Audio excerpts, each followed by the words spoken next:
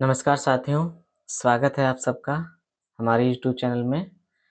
साथियों, आज हम यूपी टेट 2026 के लिए मैथ के अंतर्गत नंबर सिस्टम के 2011 से लेकर और 2026 तक के जितने भी प्रश्न आए हैं, उन सभी प्रश्नों का सॉल्यूशन करवाएंगे। और सारे प्रश्न बहुत ही इम्पोर्टेंट महत्वपूर्ण हैं, क्योंकि प्रीवियस ईयर्स के क्वेश्चन अगर हम लोग लगाते हैं तो निश्चित तौर पर हमें आगे की स्ट्रेटजी पता चलती है। और यूपी टेट में प्रीवियस ईयर्स के क्वेश्चन बहुत ज़्यादा पूछे जाते हैं। तो देखिए, पहला प्रश्न है, आइए शुरुआत करते हैं अपने इस पहले प्रश्न की। तो यहाँ देखिए, पहला प्रश्न है कि निम्नलिखित में से कौन सी परिमेय संख्या 3/5 और 4/5 के मध्य नहीं आती है। तो यहाँ पर आपका पहली संख्या है 3/5। चलिए लेते हैं संख्या 3/5 और दूसरी संख्या है आपकी 4/5। अब आपको क्या करना है, यहाँ पर 5 का भाग 3 में देना है। तो दशमलव लगाएंगे, यहाँ 0 बढ़ाएंगे तो 5 छक्का कितना हो जाएगा 30। और यहाँ पर देखिए दशमलव लगाएंगे और 0 बढ़ाएंगे, 5 अट्ठे 40। तो कहने का मतलब है यहाँ 0.6 आया है और यहाँ 0.8 आया है। आप चाहें तो 0.60 और 0.80 कर सकते हैं। अब आपको क्या करना है, अब यहाँ पर आपको ये देखना है कि इन दोनों संख्याओं के बीच में कौन सी ये परिमेय संख्या आती है। तो वही तरीका है कि हम 30 का भाग 19 में लगाएं। तो सबसे पहले हम क्या करेंगे, यहाँ दशमलव लगाएंगे और दशमलव लगाने के बाद में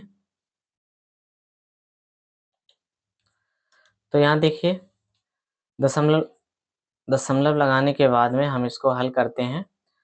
तो जब हम इसमें भाग लगाते हैं तो यहाँ 0 बढ़ा लेंगे और तीछंग 18 हो जाएगा, 10 बचेगा और 3 तिरका 9, 0.63 के बार चला जाएगा भाग। यहाँ पर भाग लगाएंगे तो यहाँ पर दशमलव लगाएंगे, यहाँ 20 कर लीजिए, तीछंग 18 हो जाएगा। यहाँ पर 10 का भाग 7 देंगे, 0.7 आ जाएगा। और यहाँ पर 30 का भाग 16 में देंगे, एक 0 बढ़ा लेंगे तो यह 0 कैंसिल कर दो, 3×5 = 15 है, लगभग 5 के बार जा रहा है। तो यहाँ आप देख रहे हो कि इसका मान 0.5 है, यहाँ 6 है। ये तीनों मान आप देखिए इसके बीच में आ रहे हैं, लेकिन ये जो डी वाला ऑप्शन है ये मान 6 से छोटा है। तो यहीं पर आपका विकल्प सही हो जाता है। 16/30 जो परिमेय संख्या है, तो इन दोनों परिमेय संख्याओं के बीच में नहीं आती है। बिल्कुल आसान सा सवाल था। चलिए अगले प्रश्न पे चलते हैं। तो यहाँ पर देखिए अगला शानदार प्रश्न है, यदि 2352 एक संख्या दी है, यदि 2352 और बराबर में आपके 2 की पावर x गुणे 3 की पावर y गुणे 7 की पावर z, तो x plus Y plus Z का मान पूछा गया है। तो सबसे पहले हम क्या करेंगे, यहाँ पर इसका गुणनखंड कर लेंगे। ठीक है, इसका गुणनखंड कर लेते हैं और गुणनखंड करेंगे तो 2 से पहले काटेंगे, 2 2 एकन 2, 2 सत्ते 14 और 2 छक 12। फिर इसको 2 से कटा लेते हैं, 2 पंचे 10, 1 बचा, 17 हो गए, 2 अट्ठे 16, फिर 1 बचा, 2 अट्ठे 16। और फिर इसको 2 से कटा लेते हैं, 2 दूनी 4, 2 निम 18 और 2 चौके 8।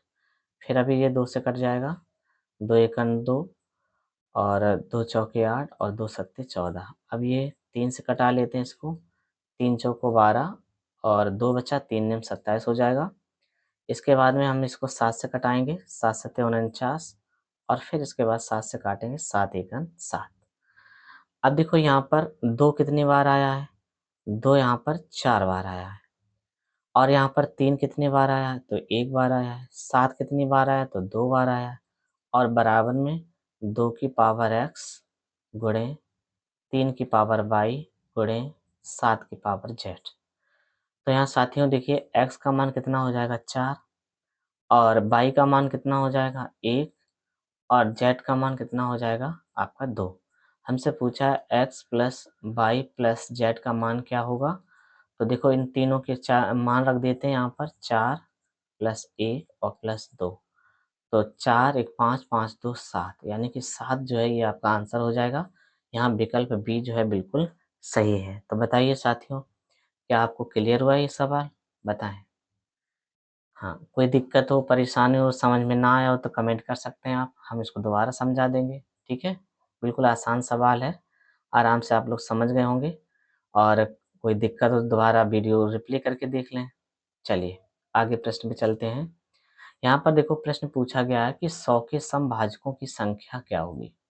100 के समभाजकों की संख्या, जब भी आपसे समभाजकों की संख्या पूछा जाए, समभाजकों की संख्या, तो यहाँ पर साथियों याद रखेंगे क्या कि अगर इसको हम गुणनखंड करें तो जैसे a की घात x गुणे b की घात y और गुणे c की घात z, इस प्रकार का आया हो तो यहाँ पर पहली घात हम x लिख लेंगे, बाद बाकी घात में हम y प्लस 1 और या z प्लस 1, ऐसे इसको करके हल करते हैं। तो यहाँ पर पहले हम क्या करते हैं, 100 के गुणनखंड कर लेते हैं। 100 के गुणनखंड करेंगे तो 2 से कटाते हैं तो ये 50 बार कटेगा, फिर 2 से कटाएंगे तो 25 बार कटेगा, और फिर 5 से कटाएंगे तो ये 5 बार कटेगा, और फिर 5 से कटाएंगे तो ये 1 बार कटेगा। यानी कि यहाँ पर 2 2 बार आया है और 5 भी यहाँ पर कितनी बार, 2 बार आया है। तो अब देखिए यहाँ पर आपको क्या करना है, पहली पे पावर जो घात लगी वो घात 2 ऐसे ही लिख लो, और अगली वाली में 2 प्लस 1 कर दो और इनका गुणा करा लो। 2 गुणे 2 1 3, तो कितना हो जाएगा 6। तो ये आपका आंसर हो जाएगा। इस प्रकार से हम 100 के सभी समभाजक ज्ञात कर लिए। ठीक है, चलिए आगे प्रश्न में चलते हैं। यहाँ पर देखिए क्या लिखा है, 3 की पावर 1989, 3 की पावर लिखा है 1989, और इसको 7 से भाग देने पर शेषफल क्या होगा। ठीक है, चलिए सवाल बहुत अच्छा है आपका और इम्पोर्टेंट है। यूपी टेट 2018 में देखिए पूछा गया था। तो यहाँ पर देखिए 3 की पावर 1989 लिखा हुआ है और इसमें हमें 7 से भाग देना है। ठीक है, तो सबसे पहले हम क्या करते हैं, इसमें एक साइक्लिक मेथड का प्रयोग करते हैं और साइक्लिक मेथड के द्वारा बड़े आसानी से हम शेषफल को ज्ञात कर लेंगे। तो सबसे पहले आपको क्या करना है, ये जो अंश पे यहाँ पे आधार पे जो यहाँ लिखा है 3 और इसमें भाग लगाएंगे 7 से, ध्यान से समझना।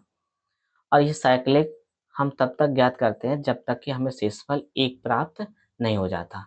तो यहाँ पर देखिए 3 की पावर हमने 1 लगाया और यहाँ शेषफल आपको 3 मिलेगा। 3 की पावर आपने 2 किया, भाग लगाया 7 से, तो ये 9 हो जाएगा, और 9 में 7 से भाग दिया तो आ गया शेषफल 2। फिर हमने क्या किया, एक और पावर बढ़ा दी, 3 की पावर 3 करी, भाग लगाया 7 से, तो ये कितना हो जाएगा 27 और बटे 7। अब देखो 27 में 7 का भाग देंगे, 7 तियां इक्कीस, तो शेषफल 6 बच रहा है। लेकिन यहाँ पर आप जरा समझें कि अगर हम 27 का पारा 7 में अगर कम बार पढ़ते हैं, तो कम बार पढ़ेंगे तो 7 तियां 21 होता है, तो हमें शेषफल कितना मिलेगा, +6 मिलेगा। अगर हम पारा ज़्यादा बार पढ़ देते हैं, 7 चौको 28, तो हमें शेषफल कितना मिलेगा, -1। तो जब भी आपका शेषफल -1 आ जाए, तो यहाँ पर एक चीज़ ध्यान रखना है, जब भी आपका शेषफल माइनस बन जाए, तो जो आपकी साइक्लिक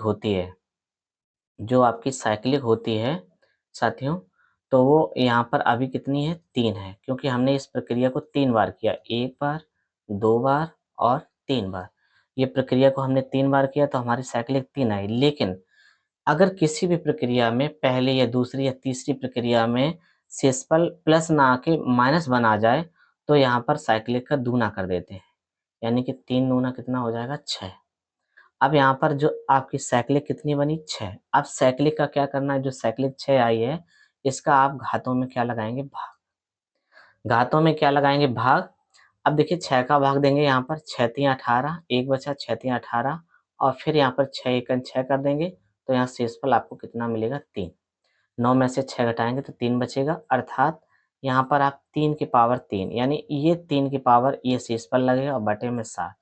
अब देखो 3 की पावर 3 का मतलब कितना होता है, 27 बटे 7, और 7 का भाग हम 27 में देंगे तो शेषफल कितना आएगा, 7 तियां 21, 6 शेषफल मिलेगा। कितना मिलेगा, 6 शेषफल मिलेगा।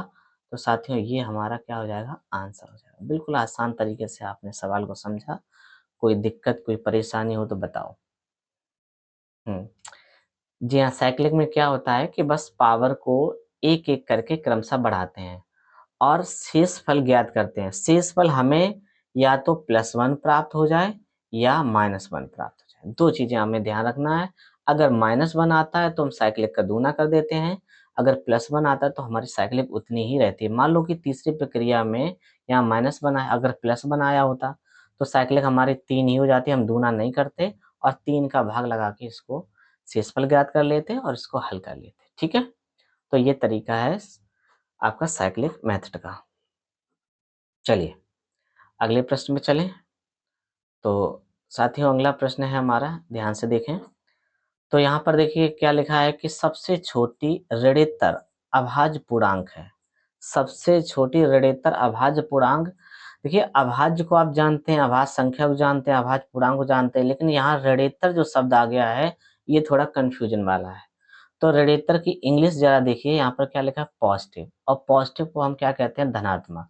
धनात्मक अभाज्य संख्या पूछा है, तो इसमें सबसे छोटी धनात्मक अभाज्य संख्या क्या होती है, 2 होती है, यानी आपका 2 जो है ये आपका आंसर सही हो जाएगा। ठीक है, चलिए अगले प्रश्न में चलते हैं।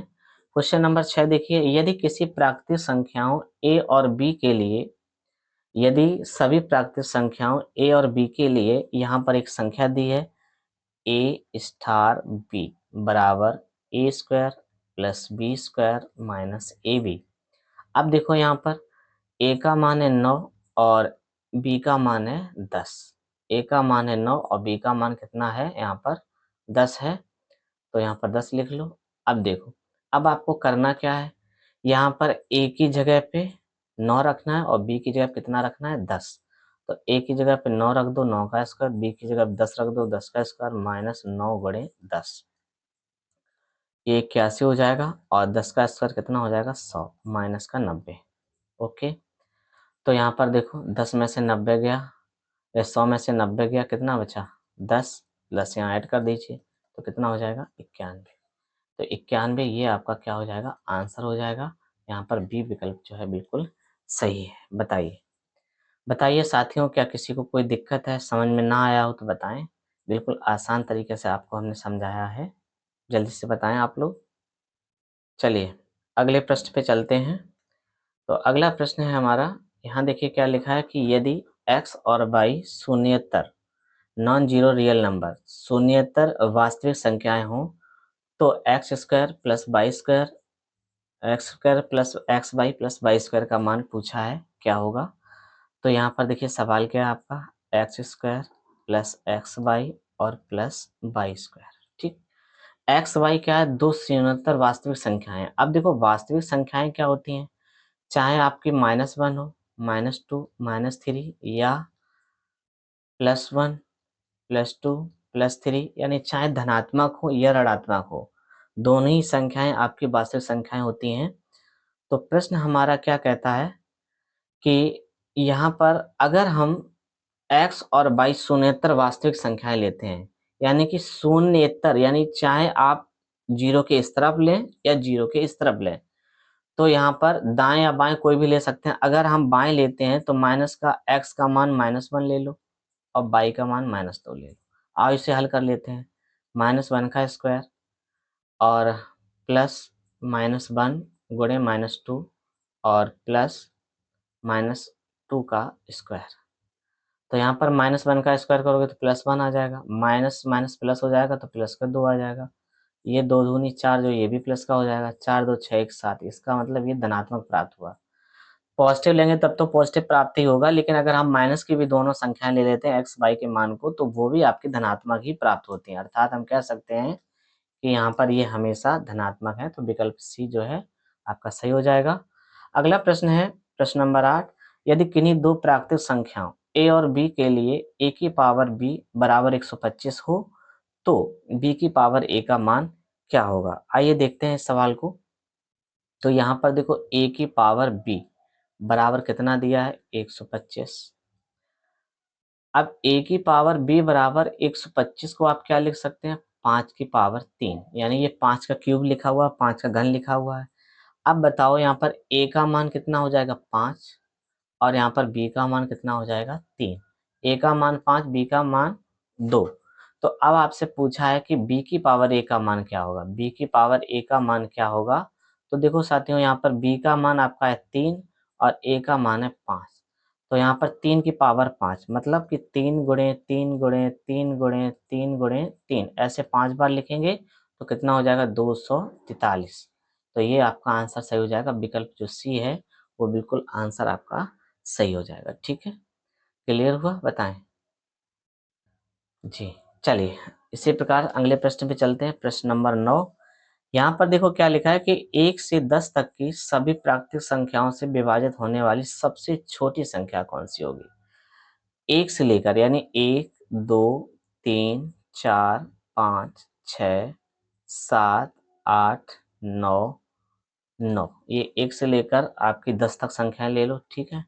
चलिए, अब देखिए आप ध्यान से विकल्प में कि विकल्प में सभी में लास्ट में 0 है, तो मतलब ये 10 से भी कटेगा और ये 5 से भी कटेगा। सब में 0 है लास्ट में, तो ये 2 से भी कट जाएगा और डबल 0 है, तो यहाँ पर ये तो इससे कट ही जाएगा, ठीक। अब हमें चेक कर लेना है 3 या 9 से कौन-कौन संख्याएँ कट रही हैं। तो सबसे पहले हम 3 से चेक कर लेते हैं, यहाँ पर 3 से ये नहीं कटेगी, इसे हटा दो, 3 से 100 नहीं कटेगी, इसे हटा दो। अब 2 विकल्प आपके सामने हैं, 5, 4, 9 और 5, 2, 7, 2, 9, ये दोनों 2, 3 से कट रहे हैं। अब हमें क्या कर चेक करना है कि या तो लास्ट के अंतिम 3 अंक कट जाएँ, अंतिम 3 अंक 8 से कट जाएँ, 8 से अगर चेक करना है, तो ये अंतिम 3 अंक देखिए 8 से नहीं कट रहे हैं।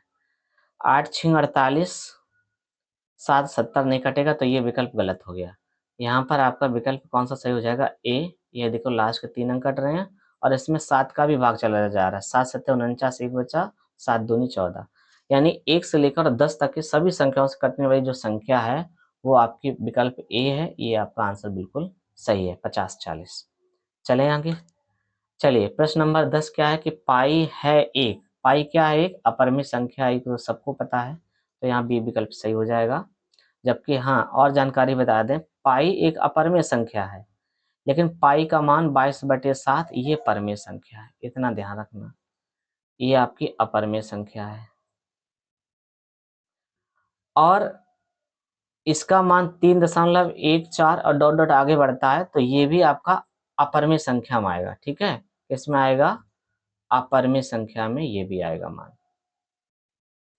चलिए प्रश्न नंबर 11 देखते हैं। एक परिमेय संख्या 5/19 व इसकी योज्य व्युत्क्रम के गुणनफल का गुणात्मक प्रतिलोम क्या होगा? तो सबसे पहले आप देखिए, परिमेय संख्या दिया है 5/19 का योज्य व्युत्क्रम, ठीक है? तो ये हो जाएगा -5/19।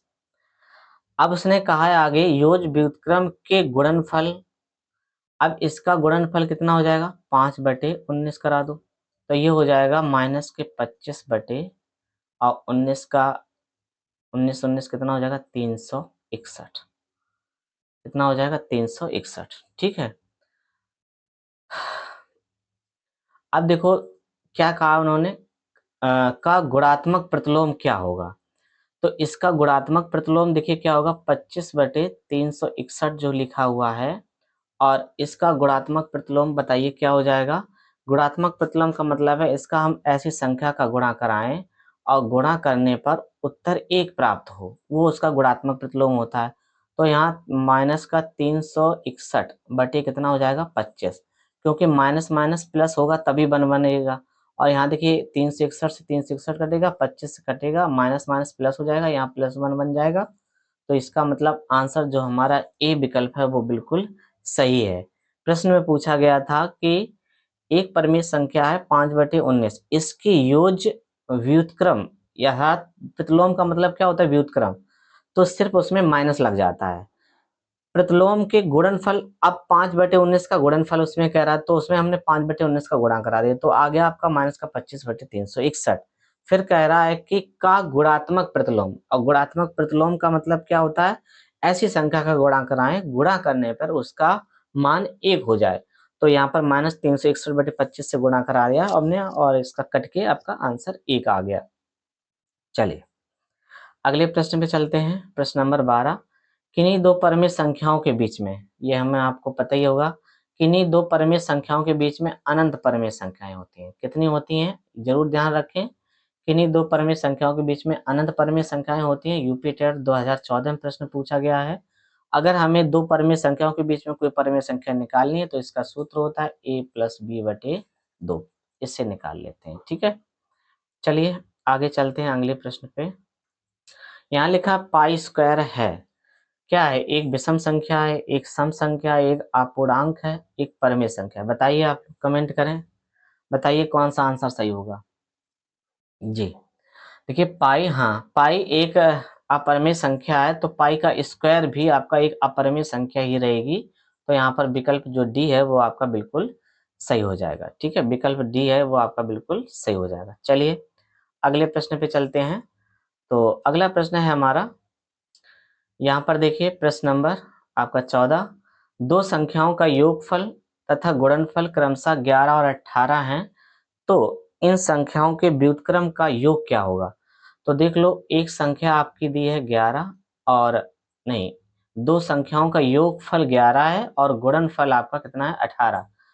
तो यहाँ पर योगफल कितना दिया है, 11 दिया है, यानी x प्लस वाई का मान है 11 और इनका गुणनफल x वाई का मान कितना दिया है, 18 दिया है। ठीक, अब देखो कह रहा है कि इनके व्युत्क्रमों का योग बताओ, यानी 1/x प्लस 1/y का मान आपसे पूछ रहा है। अर्थात इसको हल करेंगे, y इधर पहुंच जाएगा, x इधर हो जाएगा, तो ऊपर प्लस है तो कोई फर्क नहीं पड़ेगा, x प्लस वाई ही रहेगा और बटे में x वाई हो जाएगा। x प्लस वाई का मान कितना है 11 और x वाई का मान कितना है 18, तो ये आपका आंसर हो जाएगा 11/18।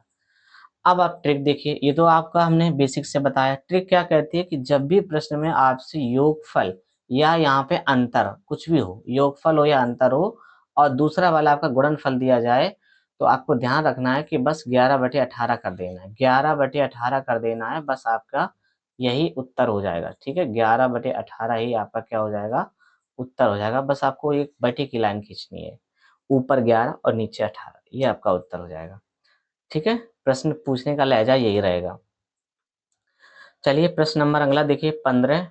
दो अंकों वाली संख्या के दोनों अंकों का योग 7 है। यदि संख्या में 27 जोड़ दिया जाए तो अंकों का क्रम उलट जाता है। देखो, पहली कंडीशन में दोनों अंकों का योग 7 है, तो यहाँ 5 2 7, 5 2 7, 4 3 7, 7 7 हो रहा है। अब आप 27 जोड़ें, तो 27 का पूरा 27 ना जोड़ के पहले आप 7 जोड़ के देख लीजिए। 7 5 12, हाँ इधर 2 हो रहा है तो इधर दिया है, तो यही आपका आंसर सही हो जाएगा। 25 में आप 27 जोड़ दें, 7 5 12 और 2 2 4 1 5। देखो क्रम उलट गया, यानी कि 2 इधर पहुंच गया, 5 इधर पहुंच गया, तो यही आपका आंसर है। आपको क्या करना है, विकल्पों में जितना जोड़ने के लिए कहा जाए बस उसको विकल्प में जोड़ के देख लीजिए, जिसका क्रम पलट जाता है कि 2 इधर है तो इधर पहुंच जाए, 5 इधर है तो इधर आ जाए। ठीक है, तो यही आपका आंसर सही होता है। अगला प्रश्न है आपका 496 और 318 का निकटतम सैकड़ा में मान क्या होगा। 496 और प्लस 318, इनको जोड़ लो, 8 6 14, 9 1 10 11, 4 3 7 1 8, 814 आया। तो 814 के निकटतम सैकड़ा वाला, यानी कि जिसमें डबल जीरो लगी हो, कहाँ लगी है, यहाँ पे लगी है, तो विकल्प आपका बी सही हो जाएगा, यानी 800 है, ये आपका आंसर सही हो जाएगा। ठीक है जी, ज़्यादा स्पीड में तो नहीं भाग रहे हैं, बताइए समझ में आ रहा है सबको। चलिए अगला प्रश्न है आपका 999 तथा 3000 के बीच 4 अंकों वाली कितनी संख्याएं। अब आप बताइए, 999 और 3000 के बीच की बात कर रहा है, तो 999 ये 4 अंक की संख्या तो है नहीं, इसे अलग कर दो, तो यहाँ पर 4 अंक की सबसे छोटी संख्या आपकी 1000 मिल जाएगी, और ये 3000 भी नहीं लेना है, तो यहाँ पर 2999 बीच की संख्या कह रहा है, तो आप क्या करेंगे, 2999 माइनस 1000 और यहाँ पर बाद में +1 कर देते, ये तरीका है इसको संख्या निकालने का। तो यहाँ घटाएंगे तो 1999 आ जाएगा और यहाँ +1 कर देंगे तो आपका 2000, यानी कि कुल संख्याएं कितनी प्राप्त हो जाएंगी आपको, 2000, जो कि बी विकल्प है, ये आपका बिल्कुल सही है। ठीक है, बताइए बताइए साथियों, क्या मैंने जो समझाया आपको सबको क्लियर आ रहा है समझ में। हाँ, अगर समझ में आ रहा है, वीडियो देखने में मज़ा आ रहा है, तो फिर वीडियो को लाइक क्यों नहीं किया भाई। अच्छा लग रहा है ना आपको, समझ में आ रहा है, तो वीडियो को लाइक कर दीजिएगा। ठीक है, चैनल नहीं सब्सक्राइब किया तो वो भी कर लीजिएगा, ये तो आपके लिए फ़ायदेमंद ही करेगा। चलिए आगे चलते हैं अगले प्रश्न पे। प्रश्न क्या है कि बिना कोई शेषफल के निम्न में से कौन सी संख्या 9361 को विभाजित करती है। ठीक है, बिना कोई शेषफल के, उसने क्या कहा है कि बिना कोई शेषफल के कौन सी संख्या विभाजित करती है, तो देखिए चेक कर लीजिए, 9 3 6 1। हाँ, यूपी टेट 2011 में पूछा गया था।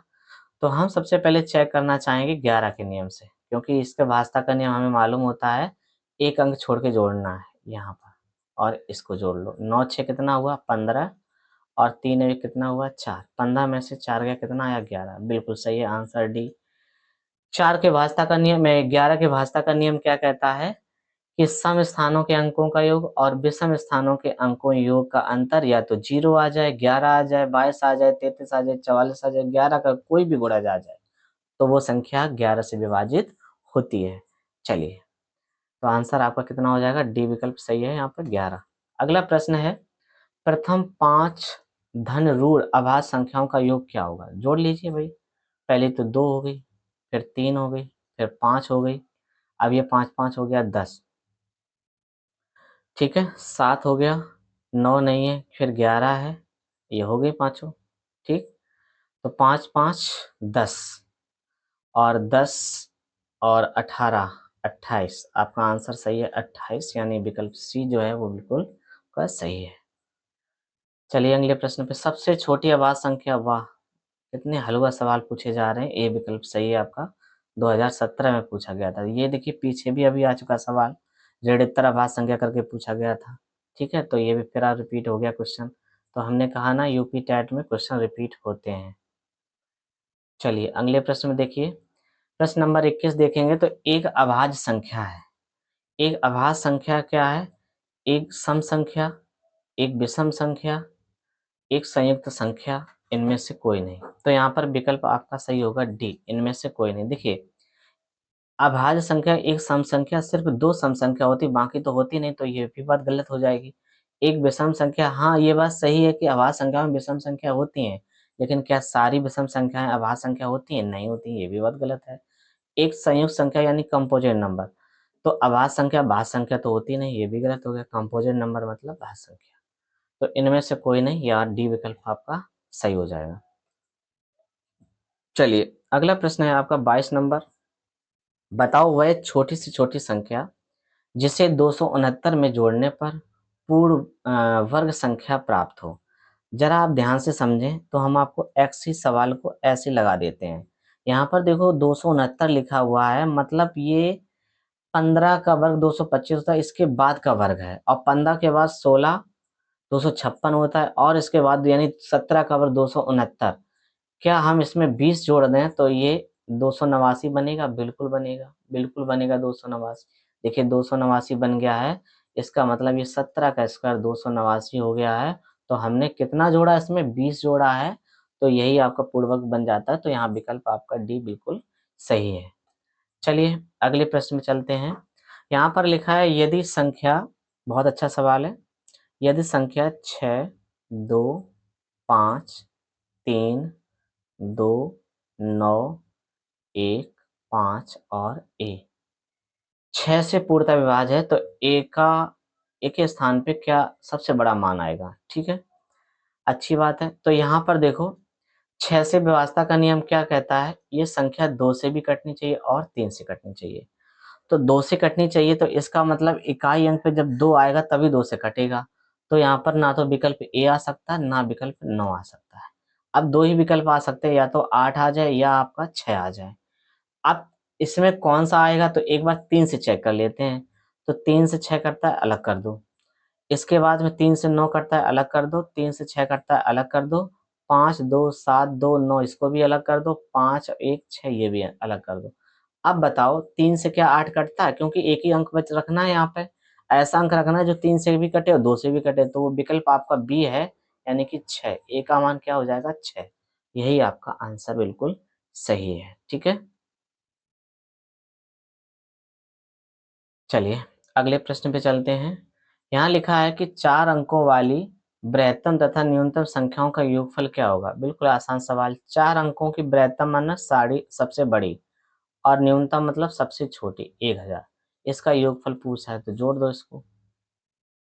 तो यहाँ 9 9 9 9 1 10, ये आपका आंसर सही हो जाएगा। आगे चलते हैं अगले प्रश्न पे। तो प्रश्न नंबर 25 देखिए, यदि संख्या 51 32 416 और यहाँ पर क्वेश्चन मार्क लगा हुआ है। ये संख्या 3 से विभाज्य है, तो क्वेश्चन मार्क के स्थान पर सबसे बड़ा अंक क्या होगा? 3 से हमें वास्ता चेक करना है, तो देखो 3 से 6 कैंसिल होता है, 4 और 2 6 कैंसिल हो गया, 3 कैंसिल हो गया, 5 और 1 6 कैंसिल हो गया, 1 बचा है। अब 1 में आप सबसे बड़ा अंक क्या जोड़ सकते हैं? 8। 9 जोड़ेंगे 10 होगा, 3 से कटेगा नहीं, तो यहाँ पर आप क्या रख देंगे? 8। 8 में 1 जोड़ा तो 9 हुआ, तो इसका मतलब यहाँ पर क्या आ जाएगा? 8। 8 में 1 जोड़ा 9 हुआ, 9 3 से विभाजित है, तो यहाँ पर सबसे बड़ा अंक 8 आएगा, यानी ये आपका आंसर सही है, विकल्प ए। ठीक है, बताइए क्लियर हो रहा है? ओके, चलिए आगे चलते हैं अगले प्रश्न पे। यहाँ पर देखिए सवाल बहुत अच्छा है स्थानीय मान का। 17.15.271 में 7 का स्थानीय मान पूछा गया है। किसका स्थानीय मान पूछा गया है? 7 का स्थानीय मान पूछा गया है। आइए थोड़ा नीचे लिख लेते हैं इनको, संख्या को। तो यहाँ पर 1715.271। अब देखिए 7 के स्थानीय मानों का अंतर। पहले तो 7 यहाँ पर 2 जगह आया, एक ये आया और एक ये आया है। तो इस 7 का स्थानीय मान कैसे ज्ञात करेंगे? तो यहाँ 7 लिख लीजिए। अब 7 से पहले यहाँ दशमलव लगा है, तो यहाँ दशमलव के बीच में एक अंक है, तो एक 0 लगा देंगे और दशमलव लगा देंगे। आपको क्या देखना है कि 7 से पहले दशमलव तक कितने अंक हैं? एक अंक है, तो एक 0 लग जाएगा। अब इस 7 का स्थानीय मान कितना हो जाएगा? यहाँ 7 लिख लो। इस तरफ से मतलब नहीं, हमें इस तरफ देखना है कि दशमलव तक कितने अंक हैं? 2 अंक है, तो 2 0 हो गए। अब इसका इन्होंने अंतर पूछा है, तो 700.20 बना लो, क्योंकि इसको हमें दशमलव करके घटाना है 07। तो यहाँ घटाएंगे, यहाँ से उधार ले जाएंगे, 10 में से 7 गया 3 हो जाएगा, यहाँ 9 बचेगा, यहाँ 9 बचेगा, यहाँ 9 बचेगा, यहाँ 6 बचेगा। तो ये आपका क्या हो जाएगा? आंसर हो जाएगा बिल्कुल सही, 699.93। ओके, जी हाँ। चलिए अगला प्रश्न है आपकी। 3 की क्रमागत गुणज संख्याओं का योग 99 है, तो ये गुणज होंगे। तो यहाँ पर देखिए उन्होंने कहा कि 3 क्रमागत गुणज का योग 99 है। अब यहाँ पर पहले क्रमागत देख लो, 24 के बाद में 27 आना चाहिए, तो है नहीं, यहाँ विकल्प गलत है। यहाँ 32 3 से कटता नहीं, तो 3 का गुणज है नहीं। यहाँ देखिए 30 33 36 ये क्रमागत हैं, और इनका योग करके देख लिए, 6 3 9 और 3 3 6 3 9 बिल्कुल है, 99 है। यानी विकल्प जो सी है वो आपका बिल्कुल सही हो जाएगा। ठीक है, विकल्प सी है वो आपका बिल्कुल सही है। चलिए अगले प्रश्न में चलते हैं। यहाँ लिखा है 12 12 10 और 12 को 12 से भाग देने पर शेषफल क्या होगा? इसको 12 से भाग करना है, तो 12 से 12 ये कैंसिल हो गया, पूरा 12। ठीक, अब बचा आपका इतना, तो इसमें आप भाग लगाएंगे, 12 अट्ठे 96, 12 अट्ठे 96 हो गया। तो यहाँ पर बचा कितना? 5 52 हो गया, और 12 चौक 48, यानी 4 शेषफल मिलेगा। कितना मिलेगा? 4 शेषफल मिलेगा। तो ये आपका आंसर हो जाएगा। चाहे तो आप इसको ऐसे करके हल कर सकते हैं, कोई दिक्कत वाली बात नहीं है। 12 10 12 करके आप इसको 12 से भाग लगा के हल कर सकते हैं। ओके, चलिए तो यहाँ पर आपका आंसर कितना है? डी ऑप्शन है 4। चलिए अगला प्रश्न क्या कह रहा है? किसी प्राकृतिक संख्या का प्रत्येक अंक या तो 3 या 4 है। यह संख्या 3 और 4 दोनों से विभाजित है। तो बताइए ऐसी सबसे छोटी संख्या क्या होगी? पहला विकल्प में देखिए 3 3 3, ये 3 से विभाजित है, 3 6 3 का 9, लेकिन 4 से विभाजित नहीं है, तो ये गलत हो गया ऑप्शन।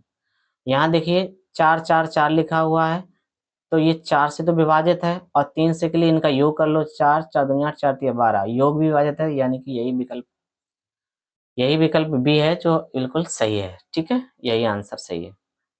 चलिए अगला प्रश्न देखिए, यहाँ पर देखिए क्या पूछा गया है। 1/2 में कितने आधे हैं?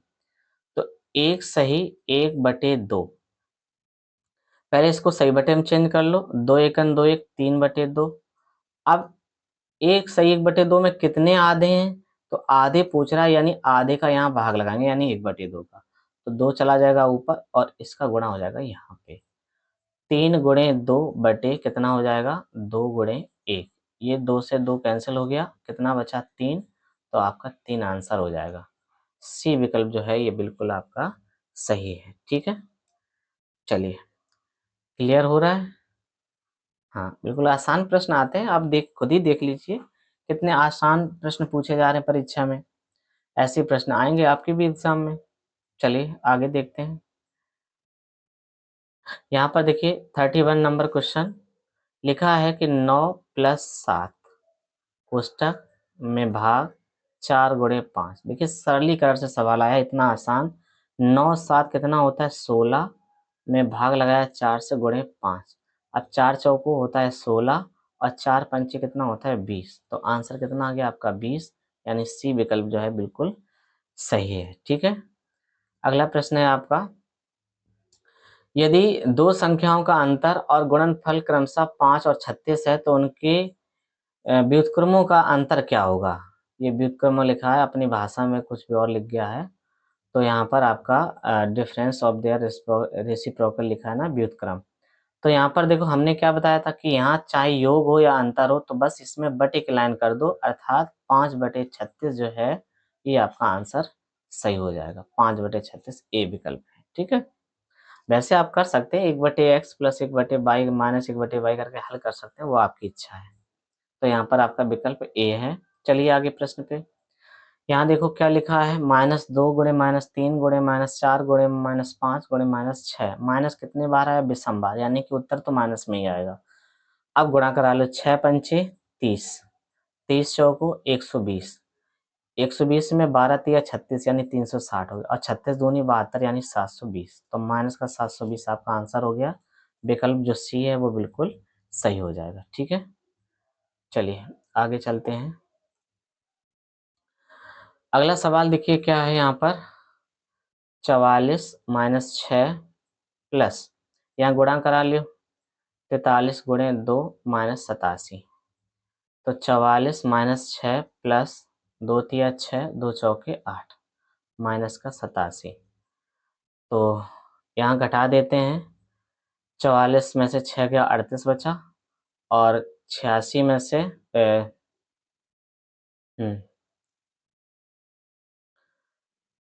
और यहाँ पे घटाएंगे तो ये आपका आ जाएगा -1। कितना बचेगा, -1 बचेगा। तो 38 में से 1 घटा देंगे, कितना बचेगा 37। तो ये आपका आंसर सही हो जाएगा। बिल्कुल आसान सवाल है, ए विकल्प जो है आपका बिल्कुल सही है। चलिए अगला सवाल देखिए, यहाँ पर प्रश्न क्या कह रहा है कि यदि किन्हीं दो प्राकृतिक संख्याओं का योग 48 हो तो उन संख्याओं का अनुपात कदापि नहीं हो सकता है। बिल्कुल सही बात है। योग 48 हो तो आप क्या करेंगे, इन दोनों का रेशियो का योग करेंगे। तो 5 और 3 कितना होता है 8।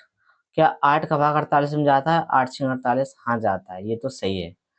7 और 5 यानी 5 और 7 होता है 12, क्या 12 से 48 कटता है, बिल्कुल कटता है, ये भी सही है। 6 2 8, ये भी कट जाएगा 48।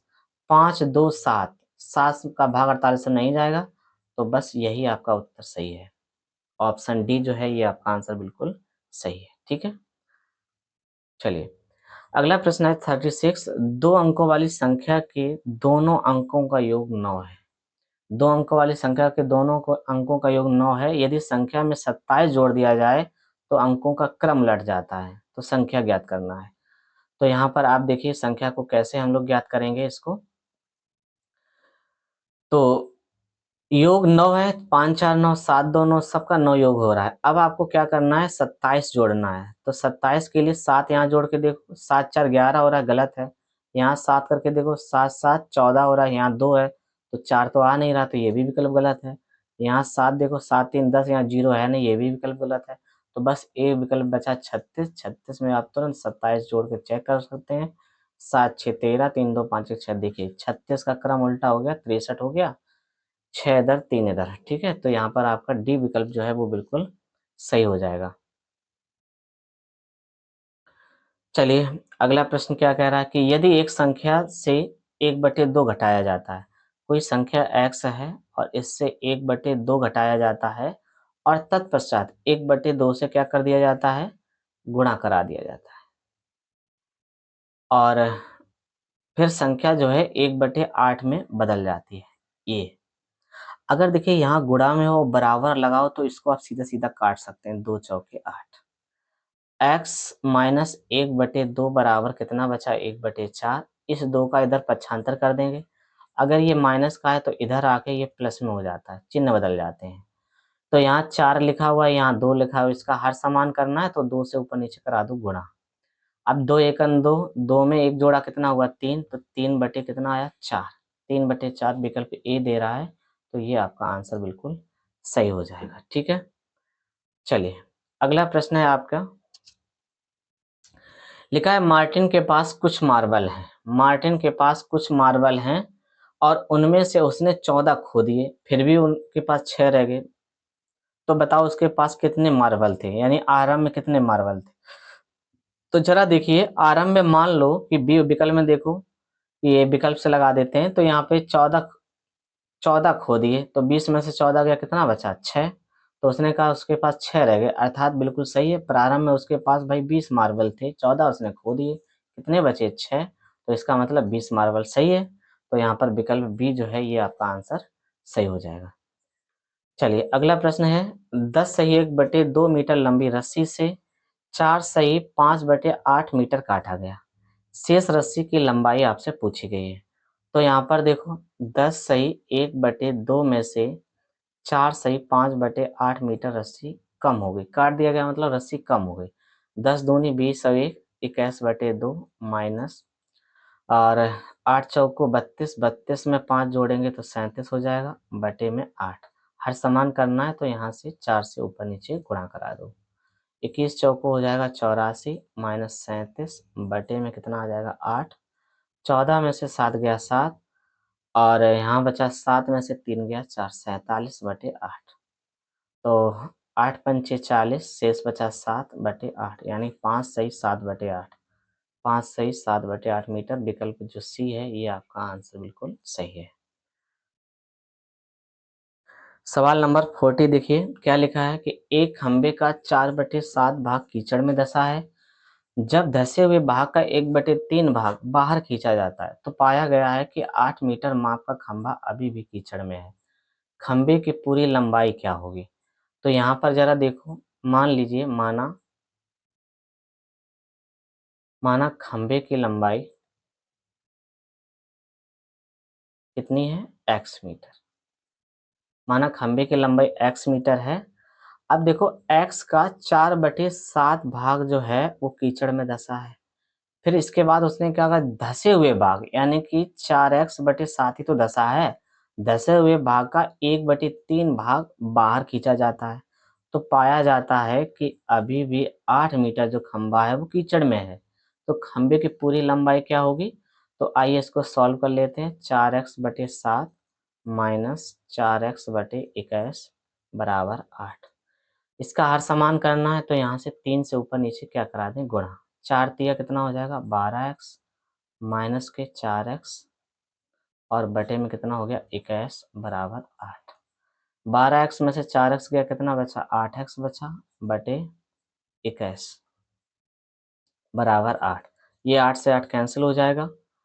तो यहाँ पर आपका x का मान कितना आ जाएगा, x का मान आ जाएगा 21 मीटर। x का मान कितना आ जाएगा आपका 21 मीटर आ जाएगा। ठीक है जी हाँ। तो ये आपका 21 मीटर जो है ये आपका आंसर जो है बिल्कुल सही है। ठीक है, बताइए क्लियर हुआ कि नहीं हुआ। आसान सवाल है, कोई कठिन नहीं है। हाँ, चलिए अगला सवाल देख लेते हैं। तो यहाँ पर देखिए अगला सवाल आपका क्या कह रहा है।